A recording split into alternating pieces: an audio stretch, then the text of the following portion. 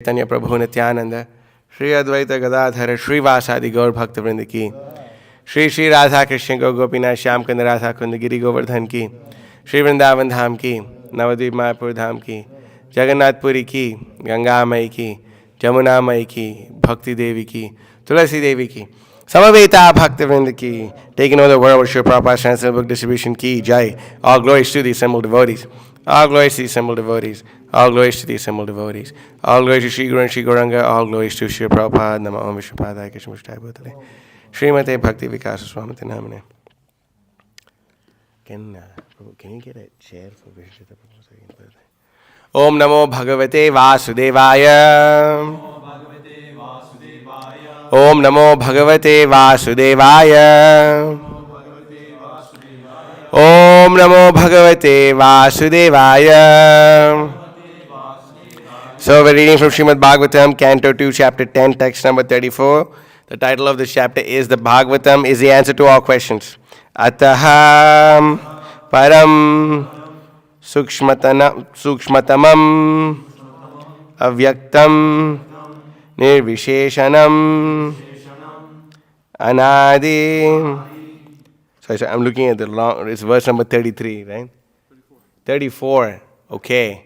Sorry, I guess you gave a class on 33. That's what you told me this morning. Okay. Anyway, sorry. All right. Let's see what happens. Madhya Nidhanam Nityam Vak Manasaha Param Ataf Param Sukshmatamam Avyaktam Nirvisheshanam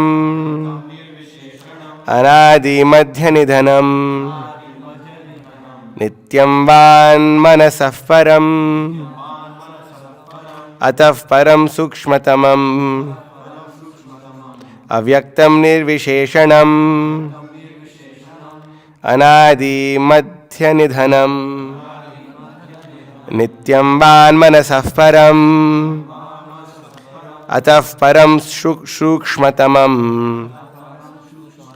Avyaktam Nirvisheshanam Anadi Madhya Nidhanam Nityam Van Manasaf Param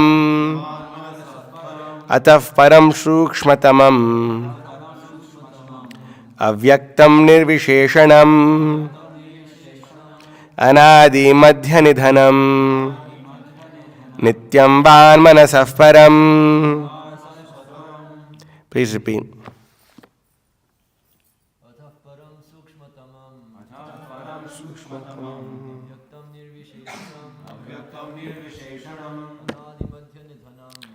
Madhya Nidhanam Nityam Van Manasaf Param Ataf Param Sukshmatamam Avyaktam Nirvisheshanam Anadi Madhya Nidhanam Manasaf Param Ataf Param Sukshmatamam Avyaktam Nirvisheshanam Anadi Madhya Nidhanam Nityam Van Manasaf Param. Mataji. Ataf Param Sukshmatamam Avyaktam Nirvisheshanam Anadi Madhya Nidhanam Nityam Van Manasaf Param Ataf Param Sukshmatamam Avyaktam Nirvisheshanam Nadi Madhya Nidhanam Nityam Van Manasaf Param. Ataha, therefore, Param, transcendental, Sukshmatamam, finer than the finest, Avyaktam, unmanifested, Nirvishesham, without material features, Anadi, without beginning, Madhya, without an intermediate stage, Nidhanam, without end, Nityam, eternal, Vak, words, Manasaha, of the mind, Param, transcendental, Translation and purport by His Divine Grace, A.C. Bhaktivedanta Swami Srila Prabhupada Ki Jai. Therefore, beyond this gross manifestation is a transcendental manifestation finer than the finest form. It has no beginning, no intermediate stage, and no end. Therefore, it is beyond the limits of expression or mental speculation, is distinct from the material conception. Purport. The gross external body of the Supreme is manifested at certain intervals, and thus the external feature or form of the Supreme Personality of Godhead is not the eternal form of the Lord, which has no beginning, no intermediate stage, and no end. Anything which has a beginning, interim, and end is called material. The material world is begun from the Lord, and thus from the Lord before the beginning of the material world is certainly, the material world is begun from the Lord, and thus the form of the Lord before the beginning of the material world is certainly transcendental to the finest, or the finer material conception. The ether in the material world is considered to be the finest. Finer than ether is the mind, intelligence, and false ego. But all 8 of the outward coverings are explained as outer coverings of the Absolute Truth. The Absolute Truth is therefore beyond expression and material and speculation of the material conception. He is certainly transcendental to all material conceptions. This is called Nirvisheshanam. One should not, however, misunderstand Nirvisheshanam as being without transcendental qualifications. Visheshanam means qualities. Therefore, Nir added to it means that he has no material qualities of variegatedness. This nullifying expression is described in 4 transcendental qualifications, namely unmanifested, transcendental, eternal, and beyond the conception of mind and word. Beyond the limits of words means negation of the material conception. Unless one is transcendently situated, it is not possible to know the transcendental form of the Lord.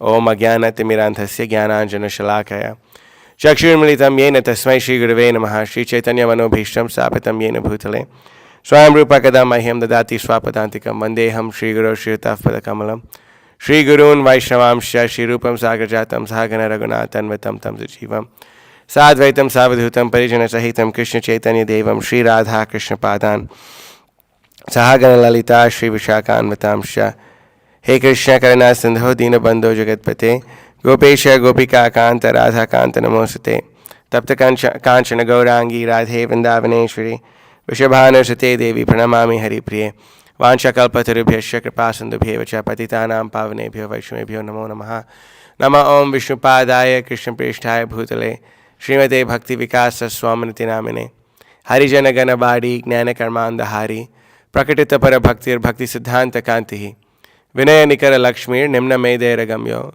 Bhuvi Jayati Vikaso Bhakti Purvo Yatindraha Nama Om Vishnupadaya Krishna Prishthaya Bhutale Srimate Bhakti Vedanta Swaminati Namine Namaste Saraswate Deve Gauravani Pracharine Nirvishesha Shunyavadi Pashyatya Deshatarine Vagisha Yasya Vadane Lakshmi Yasya Vakshasi Yasyasya Hridaye Samvitam Nrsimha Maham Bhaje Jai Shri Krishna Chaitanya Prabhu Nityananda Shri Advaita Gadadhara Shri Vasadi Gaur Bhakta Vrinda Hare Krishna Krishna Krishna Hare Hare Hare Rama Rama Rama Hare Hare Mukam Karti Vachalam Pangum Langaite Girim Yat Kripatamaham Vande Shri Gurum Dinataranam Paramananda Madhavam Shri Chaitanya Ishwaram Yasya Deve Para Bhaktir Yata Deve Tata Guru Tasyaite Katita Hyartha Prakashante Mahatmanaha.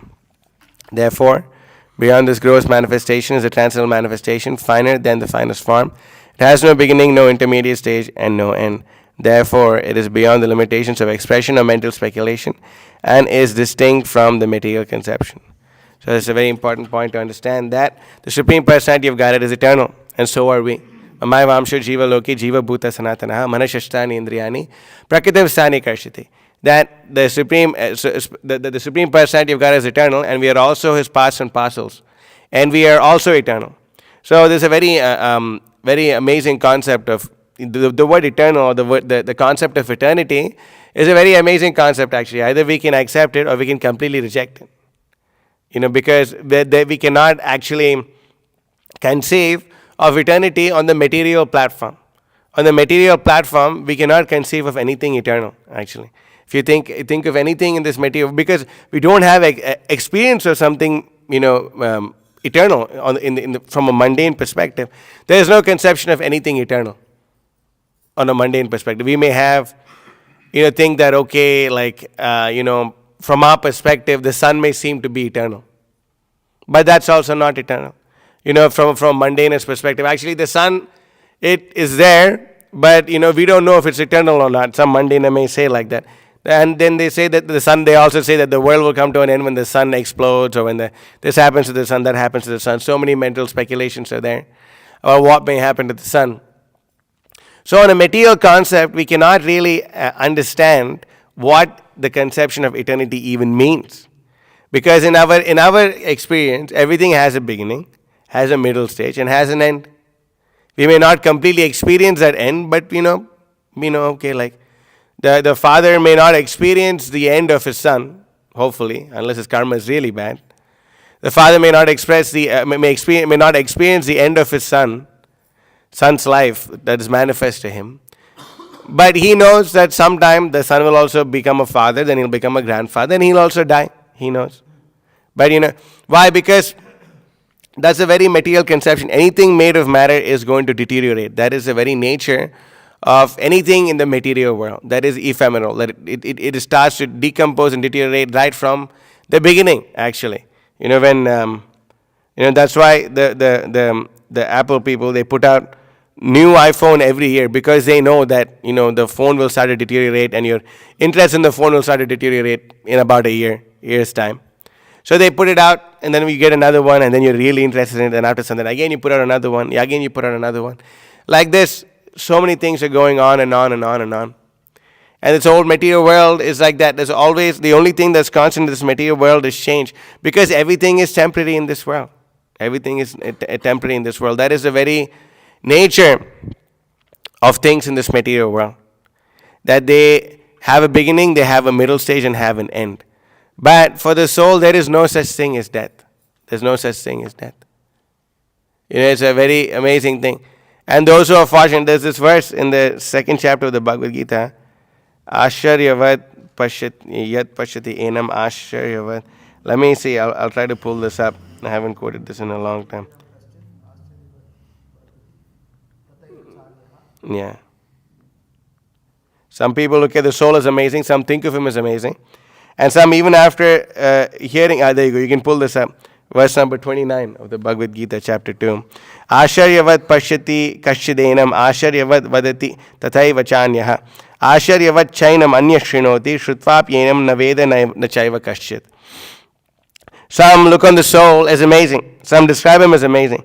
And some hear of him as amazing. While others, even after hearing about him, cannot understand him at all. Because we have the material conception, sometimes people cannot understand, that the soul is actually eternal. No more, they say, anyway, at the time of death, everything comes to an end. And this has been there even since the Vedic times. Like, Charvak Muni says, if you have to take a loan, if you have to steal, if you have to kill someone, whatever you do, make sure you have enough ghee. Because when you have enough ghee, then you can enjoy life. Because anyway, what happens after death, everything, your body becomes ashes. So you might as well enjoy when you have this. Nowadays, we have this, you only live once. Charvak Muni came up with it a long time ago. And before him, someone else must have come up with it.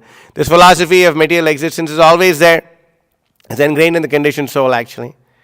So this goes on. There's always some kind of philosophy which helps people think that actually this life is all you have, so you might as well enjoy as much as possible. Because anyway, we don't have these people may say, wow, okay, there's something called the soul, and the soul is eternal, and there's someone known as the Supreme Person, you've got it, and he's also eternal. But anyway, we don't really have a direct conception of this. We don't have a direct conception of this. And for such people, Krishna actually reserves the right to reveal himself. Naham prakasha sarvasya yoga maya samavrataha mudoyam nabhichanati mamebhyah paramavyayam. That Krishna says that, for people, who are deluded, he reveals the right to he covers the right. He actually does not reveal himself. He does not unveil the curtain of his existence to them. And therefore they think that, Krishna is not eternal. Krishna is just another ordinary person. And everyone cannot see Krishna. So now one may say, how is it that everyone cannot see Krishna? When Krishna was on the planet, so many people saw him. Everyone saw Krishna. But Prabhupada explains that actually everyone may have seen Krishna, that's fine, but very few people know the truth about Krishna. That so many people, we can see that, in the Rajasuya Yajna of Maharaj Yudhishthira, described in the 7th canto of the Srimad Bhagavatam, over there, so many people were there, and then some people agreed, okay, Krishna can be worshipped, but other people didn't agree. Who is the greatest outspoken disagreeer of the Rajasuya Yajna? That's right, Shishupal. He is the greatest outspoken disagreeer, of the absolute truth of Krishna being the most worshipable person over there. And then it was not just him, but there was like a whole group of kings who also felt insulted that you invited us all the way here and now you're worshipping Krishna. Who is this Krishna? Some people say that he's a cowherd boy. Some people say that he's a king's. He's like the son of Vasudeva and Devaki. What does he do? What is his caste? Sometimes he performs Shudra activities like driving his friend's chariot. Sometimes he appears in a Vaishya family. He was playing with the cowherd boys, wrestling. And sometimes he like speaks all this high philosophy. And sometimes he acts like a king. Who is this Krishna nonsense? Why should we worship him? Like this, there were many blasphemers. But actually, Divya Saraswati sits upon the tongue of such people. And this is actually not an insult. Who is Krishna? He's not of this material world. Krishna is completely transcendental. Oh, is he really a Kshatriya? No. Is he really a Vaishya? No. Is he really a Shudra? No. Is he really a Brahmana? No. He's above them all. Krishna is above them all. He is transcendental to all these things. He is transcendental to all these designations that we may see in this material world. So many people disagreed. Krishna was right there. Krishna was walking. So many people didn't know Krishna is the Supreme Personality of Godhead. Only Bhishma Dev, the Pandavas, a few select people knew about Krishna's potency, Krishna's nature as a Supreme Personality of Godhead. And then, Bhishma Dev tells them, okay, you know what? Here is Vasudeva, the Supreme Personality of Godhead, the son of Devaki. He is right here. He is the Supreme Person. If anyone disagrees with his worship, why don't you stand and fight with him? So then, then Shishupal, he's like, then he takes his chance and he starts like criticizing Krishna. And Krishna is counting, okay, 98, 99, and 100. And the minute he's about to utter the 100th offense, Krishna raises his finger and immediately his favorite weapon comes, Sudarshan Chakra. And then Shishupal says, I'm not scared of Sudarshan Chakra. And he's like about to pull out his sword and shield, and immediately Sudarshan Chakra cuts off his head. Immediately. And still, in spite of seeing this, Shishupal's friends did not agree that Krishna is the Supreme Personality of Godhead. In spite of seeing this. Why? Because they have taken a vow to be stupid. Matirna Krishna Paratasvatova. That's literally Matirna Krishna. They're not seeing Krishna is right there in front of them. Matirna Krishna, still in their dull heads, they cannot get this point. Matirna Krishna Paratasvatova Mitopi Padyeta Grahapratanam Adanta Gopir Vishatamta Mishram Punas Sharvata Charvananam. That they could not say that although Krishna is present right in front of him, Krishna literally pulled up the Sudarshan Chakra and he killed Shishupal. Can any of them pull up the Sudarshan Chakra? And Bhishma said, anyone else want to challenge? All the kings who were opposed, who were on Shishupal's party, they all became silent. Shishupal said, I will lead you. Come on, stand with me. And all those kings who were like really agitated, they stood up, and Yudhishthira Maharaj was in great anxiety. And saying, oh my God, like all these kings are mad with rage. And even if a single drop of blood spills on the Rajasuya Yajna, everything will be destroyed. Everything will be ruined. So Krishna handled the situation very well. He looped off his head without a single drop of blood falling on the floor. I guess like it is heated up to such a degree that it was concealed or something. I don't know how these things work. But somehow or the other it was sealed. Not a single drop of blood fell, and they did a funeral rite for Shishupal and they continued. But still so many kings were there. So many kings were there who they did not accept the supremacy of Krishna, although he was there. Krishna goes, again, we see in the Bhagavatam, Krishna goes inside the assembly of the Kurus. And he tells them, hey, you know what, matter of fact, like, why don't we like try to come to some peaceful conclusion? Why should the Pandus and the Kurus, why should they all fight? Let's try to come to some conclusion. He knew anyway. These people won't listen. But Krishna, Prabhupada says that Krishna didn't want to, Krishna puts in so much effort to avoid the war of Kurukshetra. Krishna puts in so much effort. He even goes as the peace envoy of Yudhishthira. He tries to make peace with the Kurus. But while they're there, Duryodhana does a sinful act of trying to capture a messenger. It's a very sinful act, actually. You do not capture a messenger. Like don't like that's where I guess don't shoot the messenger comes from.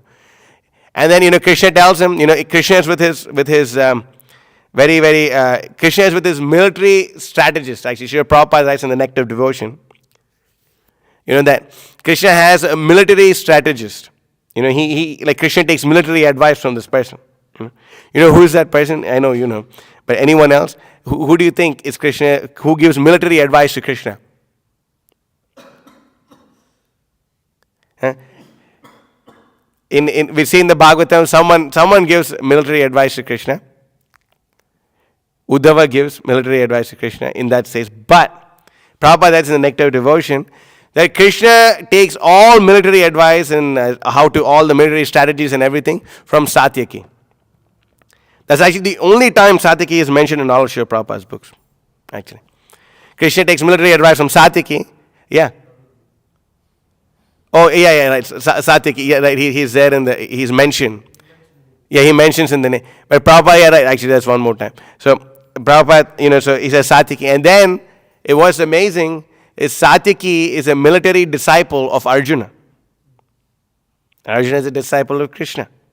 Now, I guess he's a disciple of Dronacharya on the military platform, but on the spiritual platform, Arjuna is a disciple of Krishna. Krishna seham shadimam tvam prapannam. It's in the Bhagavad Gita itself. He becomes a disciple of Krishna, Arjuna. But he takes military advice from Satyaki. So Satyaki is sitting next to him, and then he tells him, you see, Krishna, I'm noticing Duryodhana just went out with all these soldiers. They're going to come and try to capture you right now. Krishna says, okay, let him come and capture me. Let's see what happens. And then Duryodhana comes, and they all try to capture Krishna. And immediately Krishna shows his universal form, partial universal form. They cannot capture him. And still Duryodhana doesn't accept that Krishna is the Supreme Personality of Godhead. Still. Foolishness, that's all. Then again, and then before the war, Duryodhana sends a message to Krishna. He says, anyway, you did some magic tricks. I also have, Prabhupada writes this in the Krishna. I also have seen many magic tricks in my life. I also can do so much magic. You're nothing special, actually. He tells this to Krishna, through his messenger. I have seen so many magic tricks. I also have done so much magic in my life. But now you come to the battlefield of Kurukshetra and let's see what your magic tricks will do. He tells that to Krishna. So we foolish people, no matter how much evidence is there that Krishna is the Supreme Personality of God, still they will not accept. They even go and they find the remains of the Dwarka Empire. Still they will not accept Krishna is the Supreme Personality of God. Still. Why? Because of the illusory energy of the Supreme Personality of Godhead. We say Advaitam Achyutam Anadim Ananta Rupam Adhyam Purana Purusham Navayovanam Cha Vedeshu Durlabham Adurlabham Atma Bhakto Govindam Adi Purusham Tamaham Bhajami. That Krishna is Advaita, Achyuta, Anadi. Krishna is he's without any material dualities. Advaitam, Achyutam. He is infallible. Anadi, he is beginningless. Ananta, infinite. Rupam, person. His form is infinite. It has no material quality, no material dualities. It's infallible. Still, people don't accept Krishna. Advaitam, Achyutam, Anadim, Ananta Rupam. Krishna's form is beginningless. Adhyam Purana Purusham Navayovanam Cha. Krishna is the oldest Purana Purusham. Adhyam Purana Purusham. He's the oldest person, Adhyam Purana Purusham. But still, he looks like Navayovanam Cha. He goes and fights in the battle of Kurukshetra. He drives Arjuna's chariot. But he always looks fresh. Prabhupada likes that. Although Krishna was 125 years old on the battle of Kurukshetra, although he was 125 years old on the battlefield of Kurukshetra, still, he looked like no older than a mere 16-year-old boy. That's amazing, actually.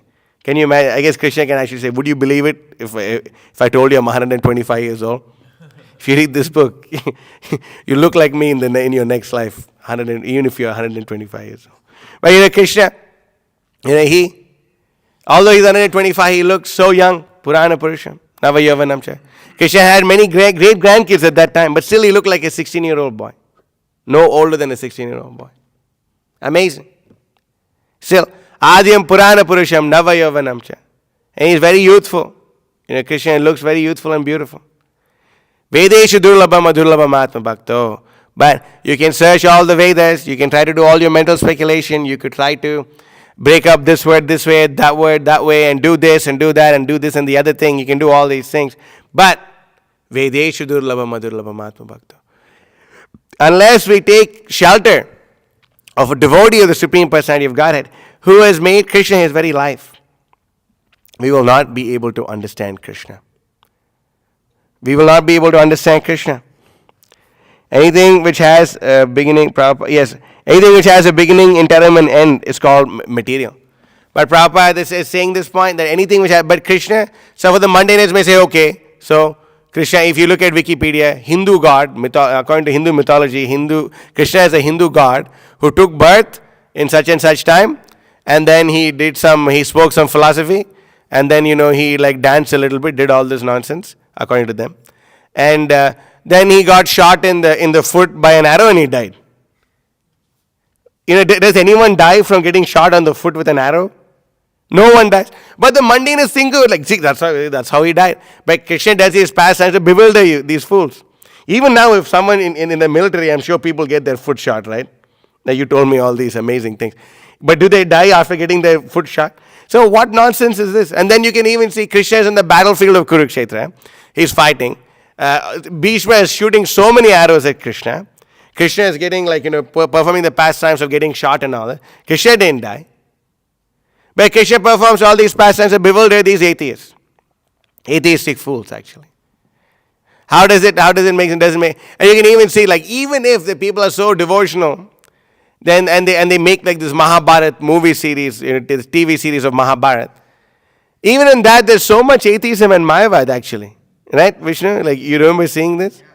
There's so much Mayavad, so much atheism, Mayavad, a little bit, Mayavad is there, but also, they make it look like, Shiva is actually like a little supreme than Krishna. So many scenes, so many dialogues are there, they make it look like that.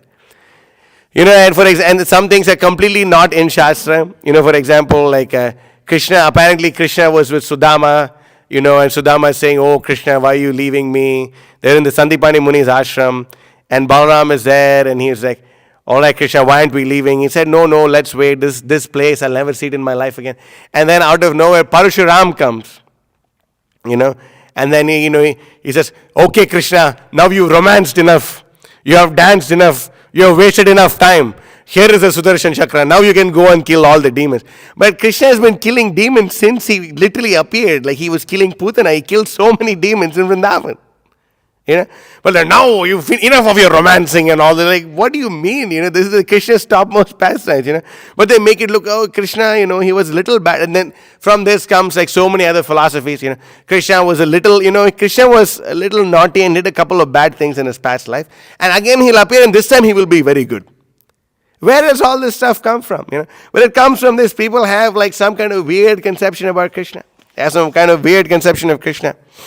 They cannot conceive, they cannot accept the fact that Krishna's form has no beginning, no intermediate, and no end. And therefore they cannot accept that Krishna's, it is beyond the limits of expression or mental speculation. And the most important thing, they cannot understand that Krishna's form, Krishna's pastimes, everything about Krishna is completely unique and transcendental and different from anything we experience in the material world. They cannot accept this simple point. It is called the material world is a perverted reflection of the spiritual world. So everything in the material world is temporary. Therefore, everything in the spiritual world is permanent. It's a simple thing, perverted reflection, But, they find it so hard to understand. Why? Because I cannot conceive of it. I haven't seen it. Therefore, it does not exist. Bottom line, that's what it boils down to. I haven't seen it. Therefore, it does not exist. Why? Because I'm so great. I'm so great that if I cannot figure it out, that means it doesn't exist. Now, for example, I've never been to China. So I can say because I've never been to China, China doesn't exist. It's true, right? You can see some conspiracy theories may say, actually, China doesn't exist at all. All you've seen is only on the media. And they can come up with so many stories like this. Actually, China doesn't exist. Actually, you don't exist. They can come up with so many stories. I didn't experience it. How do you know? How do you know it's true? How do you know? I never ate glass. How do I know it's going to tear my intestines? I don't know. But no, you can understand with intelligence that actually, hey, if you eat glass, it's going to cut you. And, I had this very interesting conversation in that the worst gig of all times. We are never going there again. What was, I don't know, what did we get our money back? No, rascals. What was that? Conscious Living Expo. No, New Life. No. It's Conscious Living. Oh, New Life. Yeah, New Life Expo. Let's see how it goes. We have another one coming up in April. Fingers crossed. They're not the same guys. Thank God. Okay. So when we were over there was people telling me like some of these people telling me, yeah, you have to meet this Buddhist guy. He's like a really smart guy. He's here. He comes and he gives a class like every Sunday at 3:00 in our yoga studio and all this and all that. Like, okay, all right. I was thinking. Anyway, there's literally no one. So if there's literally no one. So you're right, Max. You were there too. You came to that expo, right, with Matsya? Yeah. No one. There's literally no one to distribute books to.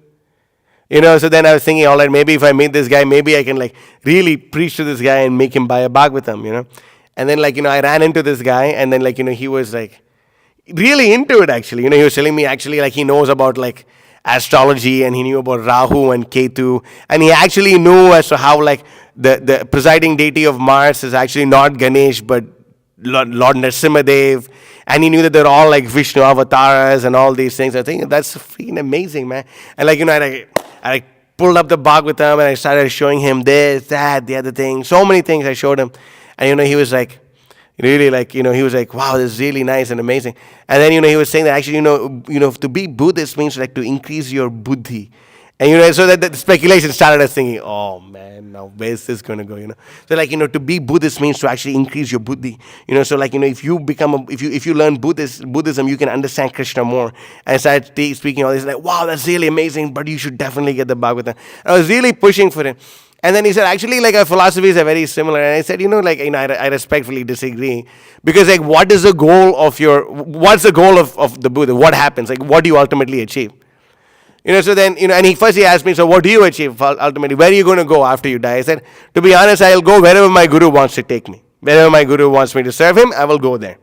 Right? If the guru wants to take me to the spiritual world, we'll go to the spiritual world and we'll serve our spiritual master over there. The spiritual master says, actually, you go here in this material world and, do this, do that. Then whatever the spiritual master says, we're going to do. That's what it means to be a disciple, right? So, I told him that wherever my spiritual master wants me to go. He said, so you don't know? I said, no, my spiritual master knows. Then wherever he takes me, I'll go. He said, see, that's what I love about Buddhism. Like, what we're doing, it is a very exact definition of what we're doing. I said, okay, so what's the goal? What are you guys going to do? So then, he says, and he belongs to like some section of like some Buddhist Mahayana or something like that. So then he was telling me that, basically what you do is like, you break out of samsara, you understand all these things, and then you finally attain nirvana.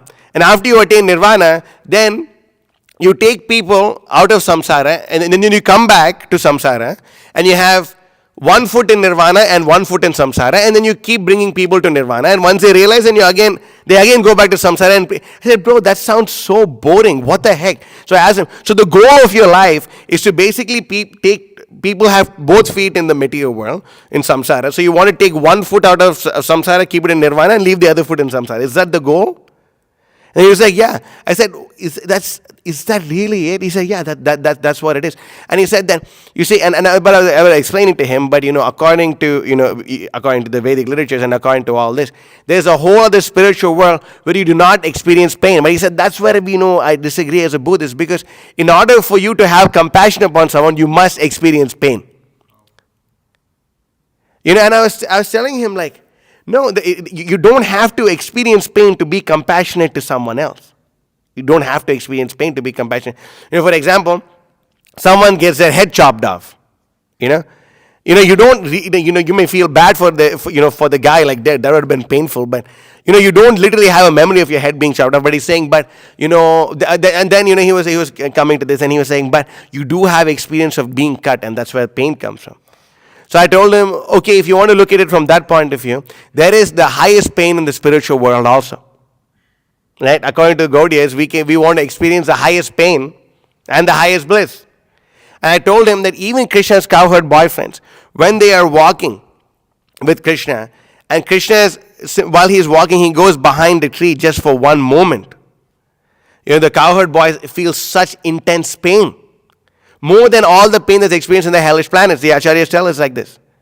Just for one moment when Krishna goes. So I said, what is the after all pain of this material world? Get a cut, get your head chopped off, all this. That pain is nothing compared to the pain of the spiritual world. I told him, Pashane kutibo mata anale pashibo goranga guneranidhi kota gile pabo. Nautam Das Thakur, his pain is so much more. Even if he got burnt in a fire or he smashed his head against a rock, that pain would not compare to the pain he's experiencing from feeling separation from Lord Chaitanya. I told him this, that even in the spiritual world there's so much, that therefore they have so much compassion upon them, upon the conditioned souls they can have. He said, what? So what do you mean? Krishna walks? I said, yeah, Krishna walks. Krishna talks, he has friends. Yeah, Krishna eats. What do you mean he eats? Because for them, that's the end of it. Because that's as far as your material speculation goes. Right? They cannot conceive of a world outside the bounds of karma. They cannot conceive of it. It's within the limitations of karma. You cannot break free from karma. That's why they have a super duper problem with free will also. Because they cannot conceive of a world outside of karma. They cannot conceive of a world outside of karma. But Krishna's planet, Krishna's abode is completely free of karma. It's free of all material existence. It's free of all material. Therefore, because it's free of all material existence, there is no material dualities. They cannot imagine a world without material dualities. They cannot conceive. Because ultimately, why? Because it's pride. Ahankare mata haya nita pada shriya asatyere satyakori mani. That's what's happening. Because of so much pride, because they cannot conceive of a world outside karma, it cannot exist. It cannot exist. If I told you there is a being, and this being literally has 20 hands or 20 legs, would you believe me? Would you believe me? There's an octopus, right? No, eight. Octo means 8. Right? That's why it has 8, right? The millipede, it has so many. I didn't know that. I thought it's an octopus, but I didn't know. Octopus, 8 legs, huh? Ravana had 10 heads and 20 hands, So all these, we accept that on the basis of Shastra, But now, for example, if I told someone who doesn't know about an octopus that, hey, actually there's this thing which has 8 legs or 8 hands, what is it called? Anyway, whatever. Tentacles, 8 tentacles, It has 8 tentacles. The kid will be like, no, I cannot believe it. It cannot be. Why? Because we told, but if he knows with knowledge, then he may accept. Then we may show through, we can explain through logic and all this and all that. But then ultimately, if he has faith and we show him a National Geographic documentary on octopus or something, then he will accept. If he's intelligent, he may still say, oh, this is all fake. But even after all this evidence and proof, still people do not accept Krishna exists. It's a very simple thing. You can even see from this point of view that this everything you see in this material world is created by someone. Everything you see in this material world, this phone is created by someone, this table is created by someone, this temple was created by someone. Everything is made by someone else. But somehow the other, the world is not created by anyone. Even on the platform of logic, it does not make sense. Why? Because they cannot conceive of something which has no beginning, has no middle, and has no end. They cannot conceive of this. And that is their disease. That is their disease. It's precisely their disease, actually. It's precisely their disease.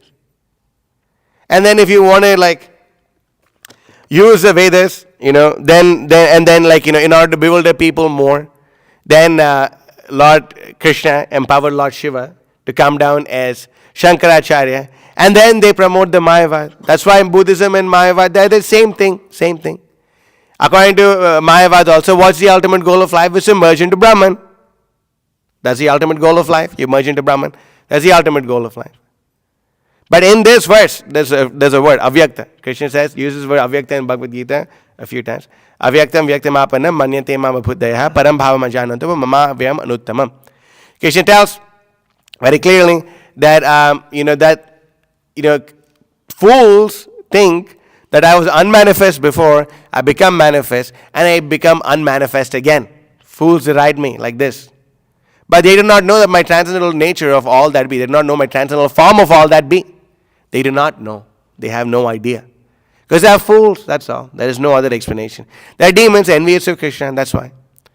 Krishna tells, we tell people, avajananti mam, I remember I was listening to a lecture of my Guru Maharaj. I was distributing books in New York, and I think I was on the train, I was listening to this lecture. And then, he's saying that you can meet someone and tell them, actually, there's a description of you in the Bhagavad Gita. There's a description of you. And he's like, really, me? Description of me in the Bhagavad Gita? Krishna talks about you. He mentions you in the Bhagavad Gita. Like, me? Wow. Where? Show me where. Then, avajananti mam mudha manushim tanumashitam param bhavam ajanantam mama bhuta maheshwaram. Then, Krishna tells, fools deride me when I descend in my human form. They think that my form is material, Krishna says. So I remember I met an Indian guy and he was telling me, actually, Krishna has no form. And I told him, actually, Krishna describes you in the Bhagavad Gita. Do you know? And I showed him Bhagavad Gita 9:11. This guy was so fried out. He got so fried out. But anyway, I told him, see, now that I defeated you, you should buy the book now.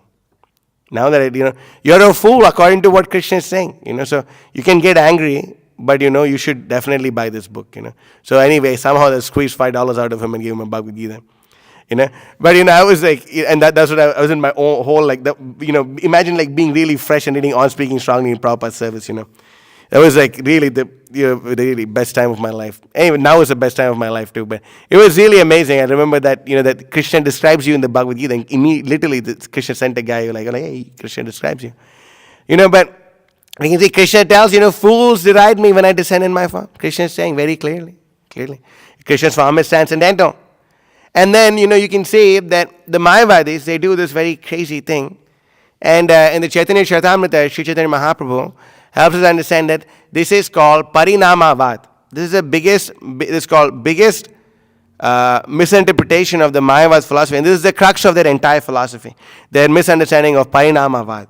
You can please pull this up, Adi Leela chapter 7. Could I get an Adi Leela chapter 7? Adi Leela of Chaitanya Charitamrita, please. Sorry. I guess I could have got it, but Adi Leela chapter 7, yes, you can pull up verse number 120, I think. Yeah, I think this is it. So you can please pull it down. The Mayavadi philosophy, there you go. Okay, go back a few verses. Yeah, keep going. Back. Yeah, there you go. Yeah, you can stop there. I'll just read it from the book. Otherwise, it's painful. What's the verse number, Prabhu? 118, is it?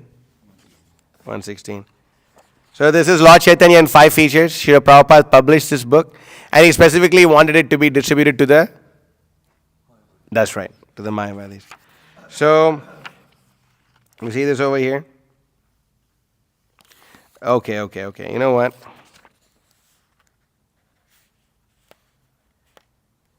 Okay, go to verse number 108. This is the most important thing actually. Prabhupada is mentioning this word, in the verse today.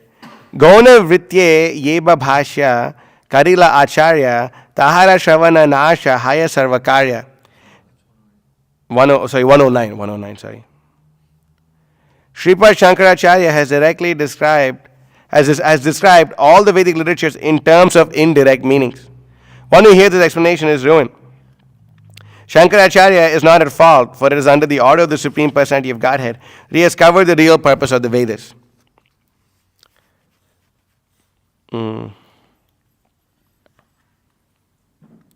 Okay, so now in the purport, if you can please go to the first paragraph, and go to the sentence starting with that is. Got it? That is the difference. That is the difference between direct and indirect explanations of Vedic literature. Therefore, Sri Chaitanya Mahaprabhu says, Mukhya vritte se artha parama mahatva. To teach Vedic literatures according to its direct meaning without false commentary is glorious. Unfortunately, Sri Shankaracharya, by the order of the Supreme Personality of Godhead, compromised between atheism and theism in order to cheat the atheists and bring them to theism. And to do so, he gave up the direct method of Vedic knowledge and tried to present a meaning which is indirect. It is with this purpose that he wrote Shariraka Bhasya commentary on the Vedanta Sutra. One should not therefore attribute very much importance to the Sharirika Bhasya. In order to understand the Vedanta philosophy, one must study Srimad Bhagavatam. You heard that, Jacob? Which begins with the word Om Namo Bhagavate Vasudevaya Janmadhyasya Yaton Vayaditaratas Charteshva Bhigyan Swarat. Srimad Bhagavatam is a real commentary on the Vedanta Sutra. Unfortunately, if one is attracted to Sri Shankaracharya's Sharirika Bhashya, his spiritual life is ruined. Then this keeps going on. Okay, then keep going in that. Then you can start with the purport. Srila Bhakti Siddhanta Saraswati. Srila Bhakti Siddhanta Saraswati Thakur comments that the Mukhya Vritti, direct meaning, and Abhidha Vritti, or the meaning that one can understand immediately from the statements of dictionaries, whereas Gauna Vritti, indirect meaning, is a meaning that one imagines without consulting a dictionary. So that's the problem with the Mayavadis. There is a distinction between the two. Sri Chaitanya Mahaprabhu recommends that one understand the Vedic literature in terms of Abhidha Vritti, and the Gauna Vritti he rejects. Sometimes, as a matter of necessity, the Vedic literature is described in terms of Lakshana Vritti or Gauna Vritti, but one should not accept such explanations as permanent truths. So, and then you can go all the way to the last paragraph. And then you can start with the Mayavadi philosophers. It's basically the second to last sentence of the paragraph.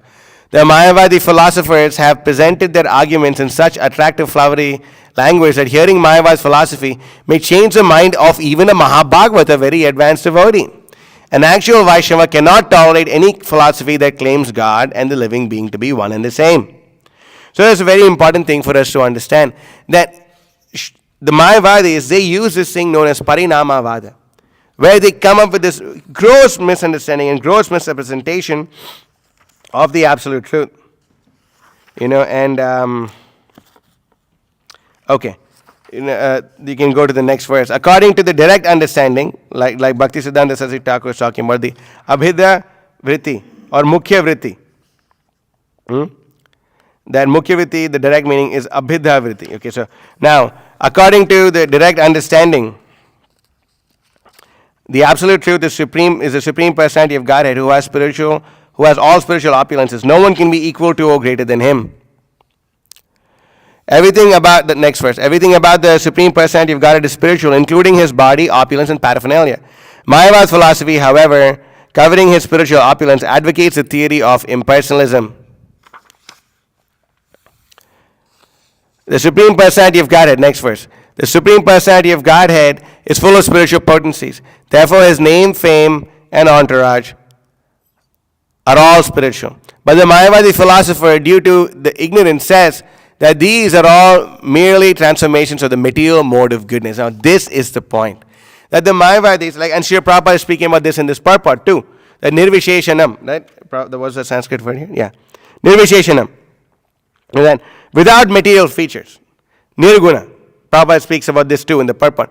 That when the Vedic literatures speak about Nirvisheshanam or Nirguna, means that the supreme absolute truth has no material qualities. That is what it means.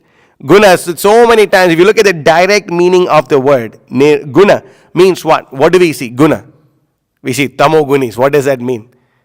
Modes of material nature, right? When you say guna, it means about the modes of material nature. Guna can mean qualities also. But material qualities, that if you look at the direct meaning of the word, that is what it means. If you see.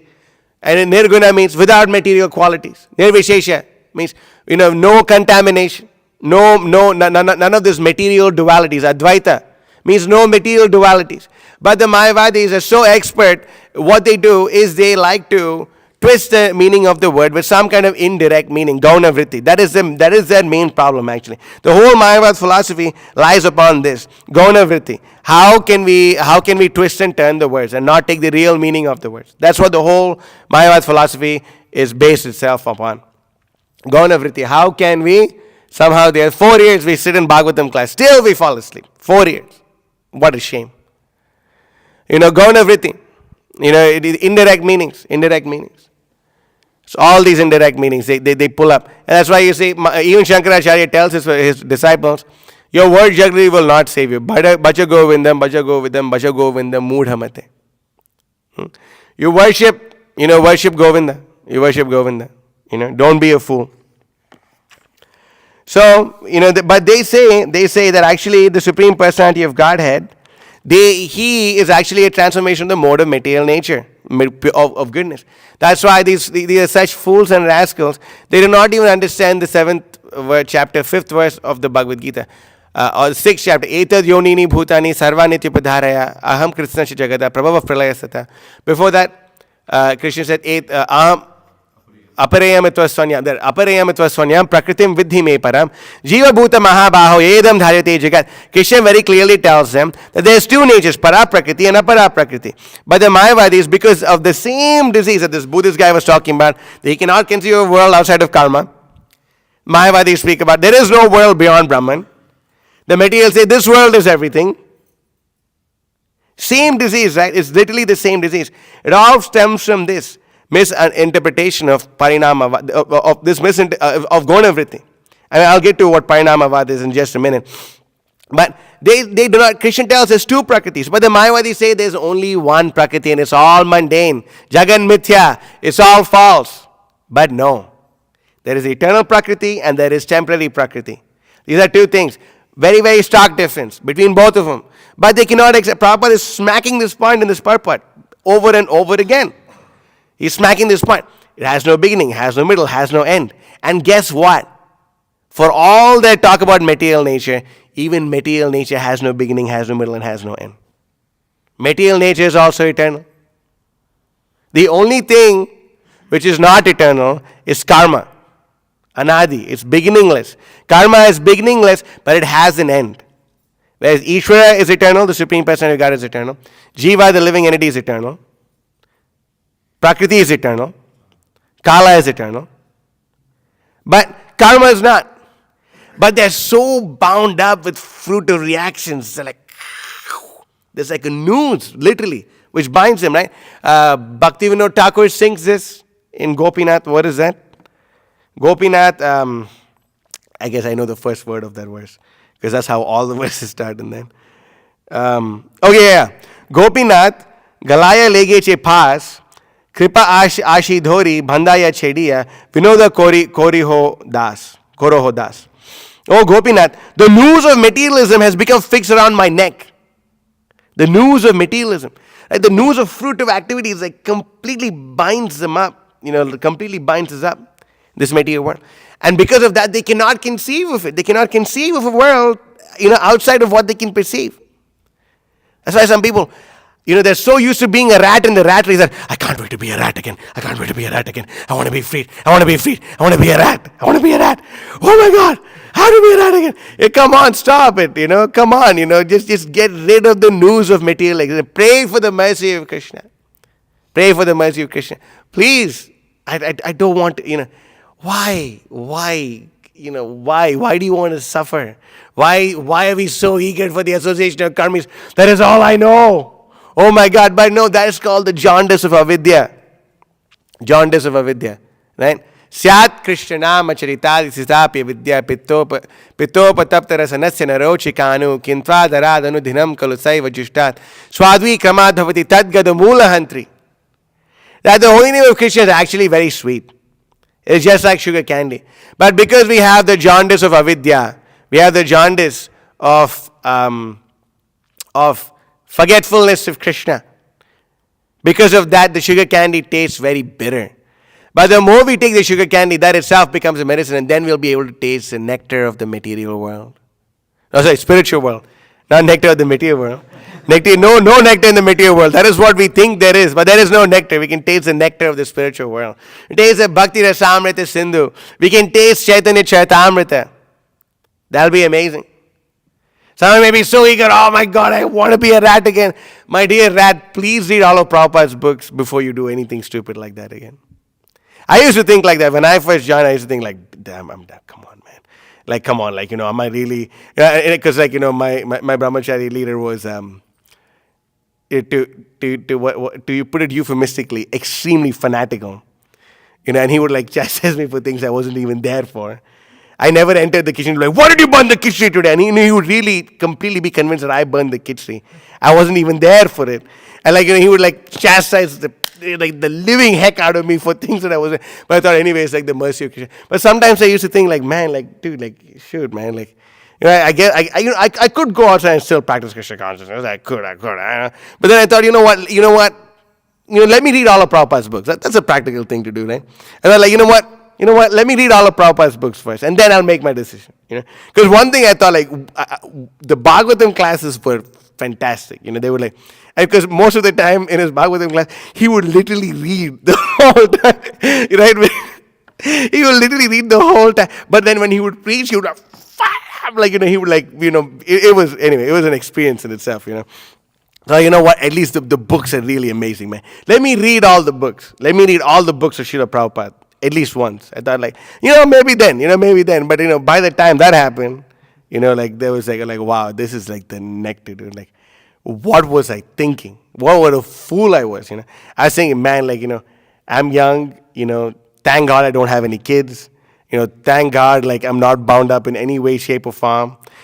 Let me just read these books, man. I thought, let me just read these books, because that changed my life. My life just changed. When I read those books, my life just changed. The feelings were different. The spiritual vibration was different.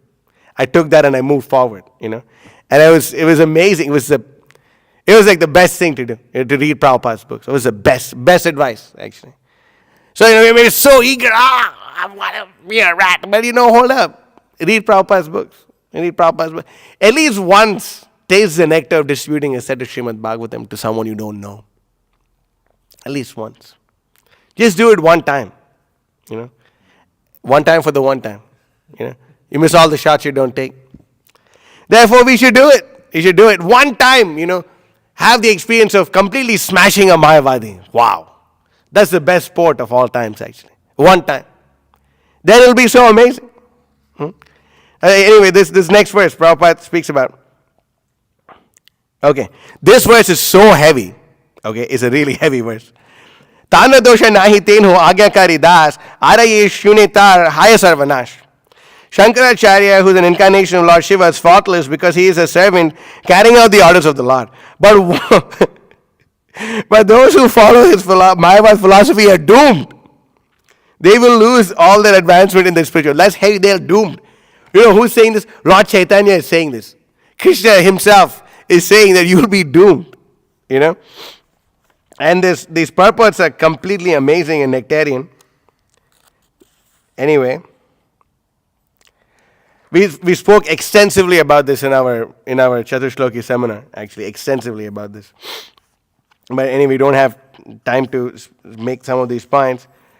But go to the next verse. One who considers the transcendental body of Lord Vishnu to be made of material nature is the greatest offender at the lotus feet of the Lord.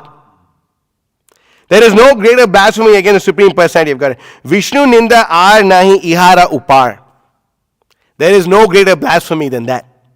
To think that Krishna's form is material. But that's literally the very basis of material existence.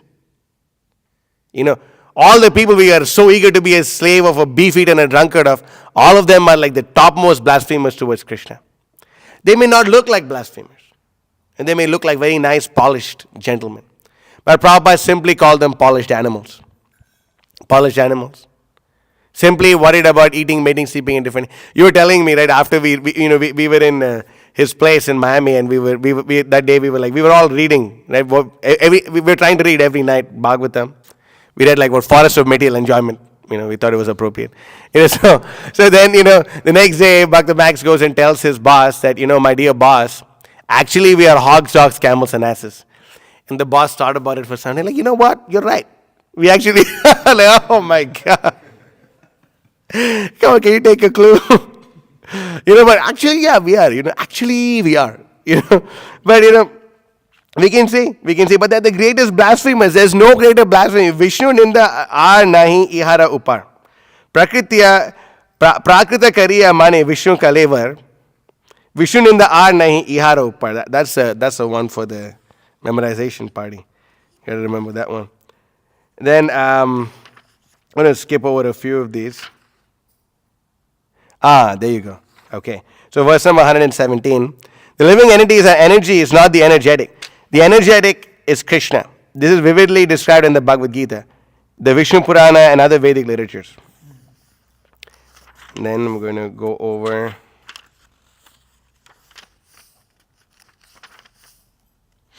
Okay, verse number 120. Hena jiva tatva laya likhi para tatva achana karila shreshta ishvara mahatva. The Mayavad philosophy is so degraded that it has taken the insignificant living entities to be the Lord, to be the Lord, the supreme truth, thus covering the glory and the supremacy of the absolute truth with monism. You see, it's so degraded. It's literally the most degraded philosophy. It's literally the most degraded philosophy. That they take the insignificant living entity to be God. That is so crazy. And this point Kalki Prabhu made in his class a long time ago is just it's really amazing. No one would have a problem if you told them that you're God. Actually, I'm God. I mean, I guess, okay, all right, whatever, I guess he's God. But if you went and told someone that actually I'm Donald Trump, they think, are you crazy? There's only one Donald Trump. You cannot be Donald Trump. But then, there's so many people that walk in, I am God, okay. You're God, I am God, we're all God. Then why can't you be Donald Trump, me Donald Trump, everyone Donald Trump? Because they think that Donald Trump is a person, but God is not a person. That's the level of insanity, actually. Crazy people. They're so degraded, actually. So degraded. The most degraded thing. And then next verse. In the Vedanta Sutra, Srila Vyasadeva described that everything is but. Now this is the point. I think is this where Parinamavad is used? Okay. Yeah, there you go. Vyasera Sutre te kahe Parinamavad Vyasa Bhranta Balitura Utaila Vivad. In his Vedanta Sutra, Srila Vyasadeva has described that everything is but a transformation of the energy of the Lord. Shankaracharya, however, has misled the world by commenting that Vyasadeva was mistaken. Just see that the Supreme Personality of Godhead, whose Shaktivesh avatar is Vyasadeva, they say that he is mistaken and we as conditioned souls got it right. Just see the level of insanity. Thus he has raised great opposition to theism throughout the entire world. Any religion, anywhere you go, the Bhagavata Prahitahan Paripurna Chale. Pritivite yaha kichu dharma nama chale, Bhagavata Prahitahan Paripurna Chale. That wherever you go in this material world, whatever goes on in the name of Dharma, the Bhagavatam declares it to be wholesale cheating. Why? If you say, when did Jesus become God? When did Jesus become God? When did the Father, Son, and the Holy Spirit become one? Shankaracharya's influence. How else? It has raised great opposition to theism throughout the entire world. Crazy, actually. And we went over this, in great detail. And there you go. Next verse. This purport is actually pretty funny, actually. Parinamavad, this is 122. Parinamavad Ishvara Haya Vikari, Itakahi Vivartavad Sthapana Ye Kari. According to Shankaracharya, by accepting the theory of transformation of energy, one creates an illusion by indirectly accepting that the absolute truth is transformed. So this is the point. Anyway, I'll go over this really quick. That this is Parasya Shaktir Vividhaiva Shriyate Swabhaviki Gnana Bala Kriyacha. Right? This is famous verse. It starts off with what? Nityam Nityana, that's how it starts. Nityo Nityanam Chaitanya Chaitananam Eko Bahunamyo Vidadati Kaman. No, that's not where it starts. These are two different verses. But they misunderstand these two verses. Parasya Shaktir Vividhaiva Shruyate Swabhaviki Gnana Bala Kriyacha. That the Supreme Personality of God, Parasya Shaktir Vividhaiva Shruyate. He has multifarious potencies. The Supreme Personality of God has multifarious potencies. Swabhaviki Gnana Bala Kriyacha. He has all these different potencies, Jnana, Bala, Kriya, he has all these potencies. But using Gauna Vritti, Parinamavad, indirect meanings, and they have this thing called Parinamavad called transformation. Actually, Parinamavad means transformation of energy. But the place where Shankaracharya says that Vedavyas is mistaken, he says that it is not the energies of the absolute truth which are transformed, but the absolute truth itself. And that is the crux of Mayavad philosophy. That is where they go terribly wrong. Because they say that the absolute truth transformed. Whatever you see in this way, it's all transformed. The absolute is all a transformation of the absolute. That's what they say. But wrong. It is not the transformation of the absolute truth. It's the transformation of the energies of the absolute truth. The living entities are what Shakti? Tatashta Shakti. The material nature is Huh? Bahiranga Shakti. And the internal potency? Antaranga Shakti. We're all different. We're all manifestations of Krishna's energies, Krishna's potencies. We are not directly Krishna. It's not like the Krishna like split up into like infinite particles and we all became the living entities. And like it's not like that. It's not like that at all. But that is where the Mayavadis go terribly wrong. Parinamavad, Gonavritti. They don't understand Vivartavad. They don't understand these points. This is where Shankaracharya. Can you imagine someone dares to say that Vyasadeva is mistaken? But that's their entire sampradaya. That is why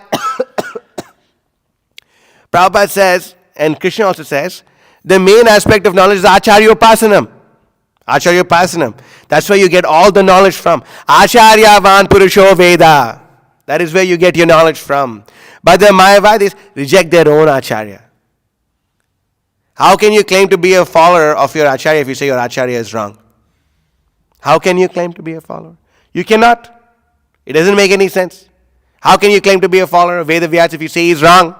But they say he's wrong and they still claim to be Vedantists and they claim Sharirika Bhashya and all this and all that nonsense and garbage. That is now one small section of a purport, and I'll definitely wrap it up in a minute. Okay, verse number 127. Prakrita vasate yadi achintya shakti hai, Ishwarera achintya shakti itake vismay. This is it.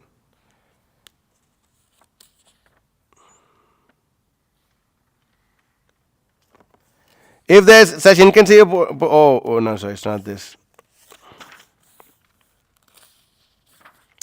If I'm able to find the purport, hold up, maybe I could pull it up here.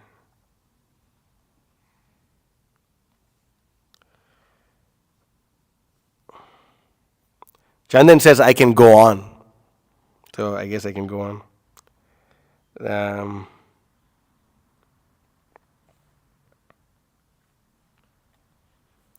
Okay, it is in this, in 127. Okay, got it. You're in verse number 127, Prabhu? So, please go to this paragraph, starting with the falsity, second paragraph. Okay, now look at this. Prabhupada explained this very well, and this is like a little funny. The falsity of Shripad Shankaracharya's explanation of Vivartavad and Parinamavad has been detected by the Vaishnava Acharyas, especially Jiva Goswami, whose opinion is that actually Shankara did not understand the Vedanta Sutra. It gets better. In Shankara's explanation of one sutra, Anandamayo Bhyasat, he has interpreted the affix Mayat with such word jugglery that this very explanation proves that he had little knowledge of Vedanta Sutra, but simply wanted to support his impersonalism through the aphorisms of the Vedanta philosophy. Actually, however, he failed to do so because he could not put forward strong arguments. In this connection, Srila Jiva Goswami cites the phrase Brahma Pucham Pratishtha, which gives Vedic evidence that Brahman is the origin of everything. In explaining this verse, Sripad Shankaracharya interpreted various Sanskrit words in which he implied, according to Jiva Goswami, that Vyasadeva had very little knowledge of higher logic. Such unscrupulous deviation from the real meaning of the Vedanta Sutra has created a class of men who by word jugglery derived various indirect meanings from the Vedic literatures, especially the Bhagavad Gita. So we can see that Jiva Goswami is saying that Shankaracharya had almost no knowledge of logic or Sanskrit. It proves his, Jiva Goswami is saying that it is proved, his disqualification is proved, by how badly and how falsely he misinterpreted these words, Mayat, all these things, how badly he misinterpreted these words. And just by doing this, it's raised great opposition to atheism, to theism all over the world. Even what goes on in the guise of theism is actually covered atheism. It's covered atheism. In some religions of this world, it's almost a sin to be celibate. They literally took out the very conception of moksha. There's only dharma, artha, kama. Dharma, okay, you go to your place of worship. Then artha. Then when you go to your place of worship, the main thing you pray for is your daily bread, and actually much more than that. And then dharma, artha, kama, and then you fulfill your material desires. One religion of peace promotes strongly kama: have as many wives as possible, have as many kids as possible, eat as much as possible, enjoy as much as possible. Do all these things. The religion of peace promotes this. So we can see all these things are there, and they have, but it's ultimately the thing of completely removing moksha from the whole existence. Actually, they do not want to be liberated from this. Why? Because you can even see that this Buddhist guy I was talking to, you attain nirvana and you come back here, because ultimately this is their conception of existence. They cannot conceive. That's why Abhi can move a little bit. Yeah. Yenyer vindaksha vimuktamanena swayasa bhava avishuddha buddhaya aruhya krishrena param padam tata patantyado nadata yusmadangrayaha. That the Mayavadis, they reject. They reject the beautiful transcendental form of the Supreme Personality of God. They reject devotional service unto His lotus feet. Why? Because avishuddha buddhi. They have contaminated intelligence. Their intelligence is contaminated. And because their intelligence is contaminated, they come up with all these philosophies. They reject devotional service to Krishna. And what happens? Aruhya krishena param padam tada but patantya nadata yusmadangrayaha. They may go, they may get liberated for some time, but they again come back to this material world. That's literally the definition of Buddhist philosophy. I was actually very happy to have met that guy, because I understood how conditioned people are, this material world. And then, what is the natural outcome of Mayavad philosophy? What's the natural outcome? Precisely. Increased sense gratification is the outcome of Mayavad philosophy. Increased sense gratification. Why? Because if ultimately variety is the mother of all enjoyment, right? Variety is the mother of all enjoyment. So then if you were to say that actually when you get liberated, there is no variety, then they think if there's no variety, then what the heck? There's no enjoyment there. Therefore, let me stay in this material world and enjoy. So by doing this, all this nonsense went away. But that's why the Bhagavatam recommends, and Prabhupada ends this purport, but unless one is transcendently situated, it is not possible to know the transcendental form of the Lord. This is from the purport we read today in class. That's why satam prasangan mamavirya samvido bhavanti krit karna rasayana kataha tajyoshanadashvapavarga vartmani shraddharatir bhaktir anukramishati. That's why we should be in the assembly of devotees where we are hearing the nectarian topics of the Supreme Personality of Godhead, which are like karna rasayana. Rasayana is like a tonic. It's a tonic. It's a medicine actually. Medicine first, tonic later. Bhavanti hrit karna rasayana kataha. Therefore, we should inject the message of the Srimad Bhagavatam into our own ears and into the ears of all people that we come across and we meet. Should give them all the Srimad Bhagavatam. Because there is a mission. Prabhupada gave us his mission statement. What is the mission statement of Srila Prabhupada? Nirvishesha Shunyavadi Paschatya Deshatarine. He is that son of Bhakti Siddhanta. Namaste Saraswati Devi Gauravani Pracharine. Bhakti Siddhanta Saraswati. Namaste Gauravani Srimurte Dinatarine. He is the very personification of Gauravani. Bhakti Siddhanta Saraswati Thakur. Srimurte Dinatarine. He comes to deliver all the fallen souls. And Prabhupada's message is to distribute Bhakti Siddhanta. Nirvishesha Shunyavadi Paschatya Deshatarine. And how do we save the Western world from this disease of impersonalism and voidism? By distributing the Srimad Bhagavatam, which is the answer to all questions. Even if they may not become devotees right away, at least they have an opportunity to become educated. And we establish that eternal relationship with the Srimad Bhagavatam. So in the class over here, if there's any questions or comments, Chandan, say we can go on. Right? Oh, no, we can't. No. Can we take no questions? Okay. That's right. We do have to move books. So, all right. Thank you. Srimad Bhagavatam ki jai, Shri Prabhupada ki jai, Vansha Kalpatarubhyascha, Kripa Sindhubhyevacha, Patitanam Pavanebhyo, Vaishnavebhyo, Namo Namaha. Dante Nidai Trinakam Padayo Nipatyakritvachaka Setaham Pravimi. Hey Sadhava, Sakala Eva Vihaya.